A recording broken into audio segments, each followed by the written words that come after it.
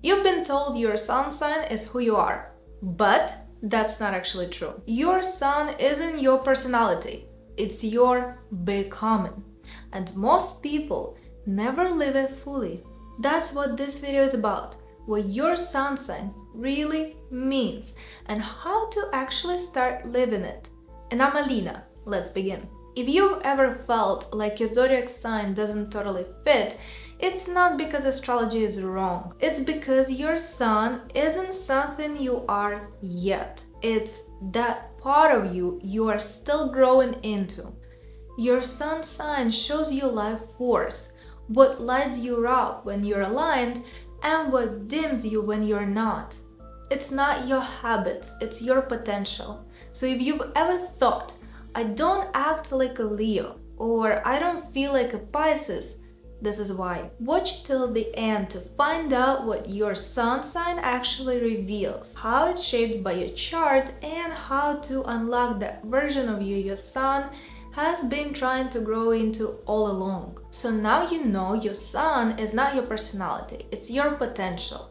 It's the version of you your soul is trying to grow into in this lifetime. When you're little, you don't usually act like your sun sign yet. It takes time. It's like a light that takes time to warm up. Every year, you become more of it. The sun shows what your life force needs to feel alive. It's your why. When you live it, everything starts to flow. Your confidence, your creativity, your sense of purpose. But when you're disconnected from it, that's when you start to feel stuck, burnout, or like something's missing even if everything looks fine on paper. Most people stop at their zodiac memes and never ask the real question. What is my sun actually trying to teach me? For example, if your sun's in Leo, you're not attention seeking.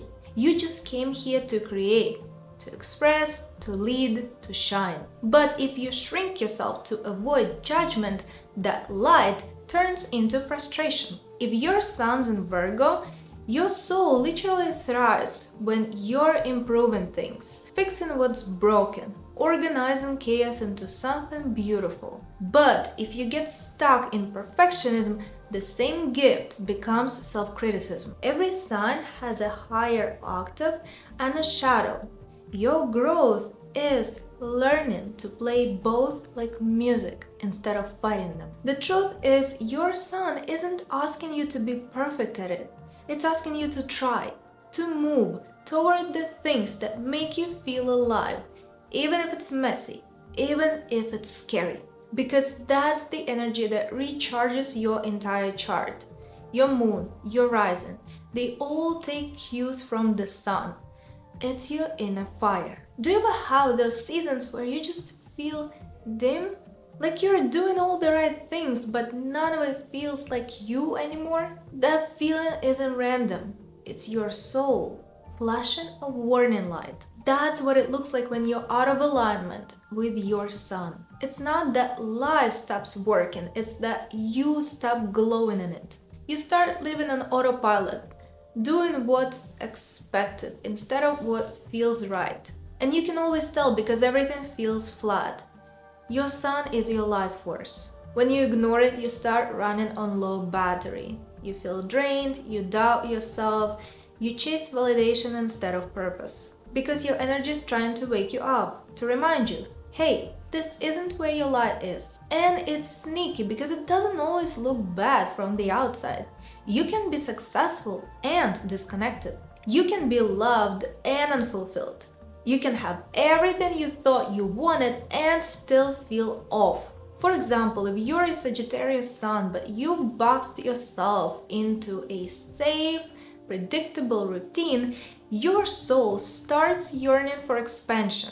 You crave travel, truth, something bigger, but you talk yourself out of it. That's the moment your light starts dimming. Or if you're a Taurus sun but you're constantly forcing change or chasing chaos, your soul's screaming for stability, for roots, for peace. Pause and ask yourself right now, where in my life do I feel disconnected from my light? Every sun has its own medicine, and if you're not taking it, your life starts feeling heavy. You lose your glow. You lose that quiet self-trust that says, I know who I am. But here's the good news. Your light never actually disappears.